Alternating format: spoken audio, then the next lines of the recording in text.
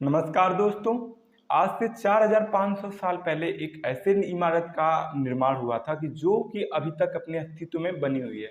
जी हाँ, हम बात कर रहे हैं ग्रेट पिरामिड ऑफ गीजा के, जिसकी हाइट 147 मीटर और वजन 6 मिलियन टन है।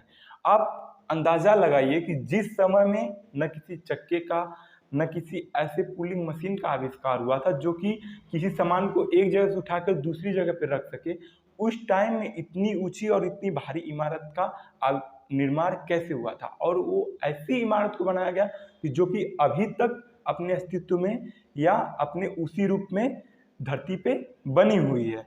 बताया जाता है, अनुमान लगाया जाता है कि 2560 बीसीई में फैरो कुफू के द्वारा इसका निर्माण किया गया था, जो कि नाइल रिवर के किनारे स्थित है। देखिए, ये ग्रेट पिरामिड ऑफ गिजा अकेले ही एक पिरामिड नहीं है, इसके बगल में दो और पिरामिड्स है, जो कि बताया जाता है कि पहला जो पिरामिड्स है वो खुफू का है और दूसरा पिरामिड जो है वो खुफू के बेटे खाफरे का है, और जो तीसरा वाला पिरामिड्स है वो खाफरे के बेटे मैन कारे का है। इस तरह से पिरामिड्स मिलाकर, छोटे बड़े पिरामिड सब मिलाकर 118 पिरामिड्स इजिप्ट में स्थित हैं। और कुछ पिरामिड्स जो हैं वो आंधी तूफान और बारिशों की वजह से डिस्ट्रॉय भी हो चुके हैं।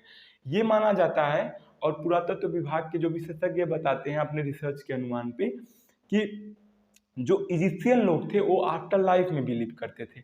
आफ्टर लाइफ मीन्स कि उनका ये मानना था कि उनके जो राजा का डेथ हो जा रहा है, ये मरने के बाद भगवान के पास जाते हैं।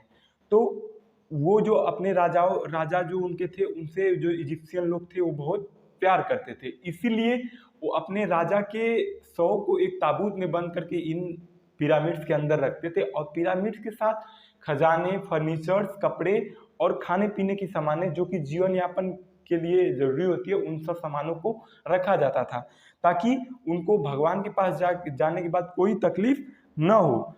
ठीक, तो देखिए, अब ये बातें यहाँ पे ख़त्म नहीं होती कि नहीं पिरामिड्स एक मकबरे के रूप में था या एक शव रखने के गृह के रूप में था, क्योंकि जैसे जैसे रिसर्च बढ़ती जाती है, बढ़ती जा रही है या बढ़ती आ रही है, उसके हिसाब से कई कई उसके अपने अलग अलग मिस्ट्रीज और कई कई तथ्य निकल के आ रहे हैं। एक और तथ्य इस पर ये बताया जाता है कि जो इजिप्ट है, एक तरह से ये बिजली घर है।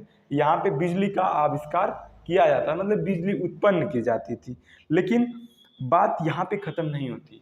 मान लेते हैं कि जो ये पिरामिड्स है ये मकबरे थे या बिजली घर था, लेकिन इन पिरामिड्स को बनाया कैसे गया, इन पिरामिड्स को काटा कैसे गया होगा, इन पिरामिड्स के पत्थरों को कैसे काटा गया होगा, इन पिरामिड्स में लगे इतने वजनी पत्थरों को एक जगह से उठाकर दूसरी जगह कैसे लाया गया होगा। इसके आधार पे आपने कई फिल्मों में देखे होंगे कि कितने मजदूर, कितने लेबर्स मिलके कई कई पत्थरों को लाकर पिरामिड्स बनाए गए होंगे, जो कि हॉलीवुड मूवीज बनी है उस पर। तो आप कई देख सकते हैं, जैसे मम्मीज उमीज या और कई फिल्म मूवीज हैं जिसमें आप देख सकते हैं। तो ये भी बताया जाता है, विशेषज्ञ बताते हैं कि ये जो पिरामिड्स है, इसको 20,000 वर्करों ने मिलकर 10-10 घंटे कार्य कर इस ग्रेट पिरामिड ऑफ गिजा को बनाया गया था। और ये भी बताया जाता है कि ये जो मजदूर थे इन पे काफ़ी अत्याचार किया गया था। लेकिन सोचने वाली बात यहाँ पे ये है कि जिस हिसाब से ये पिरामिड्स का डिज़ाइन किया गया है, जिस हिसाब से ये पिरामिड्स अभी तक बनाया गया है, ऐसा नहीं लगता कि इसको उन मजदूरों ने बनाया होगा जिन पे खूब अत्याचार हुआ, जिनको खाना नहीं दिया जाता था, जिनसे बस काम कराया जाता था, क्योंकि इतनी अच्छी कारीगरी एक भूखा मजदूर या भूखा लेबर नहीं कर सकता है। चलिए, तो बात यहाँ होती है कि इन जो इजिप्ट जो पिरामिड्स बनाया गया है इजिप्ट में, जो पिरामिड्स में जो पत्थर लगे हैं, इन पत्थरों को कैसे काटा गया या कैसे लाया गया।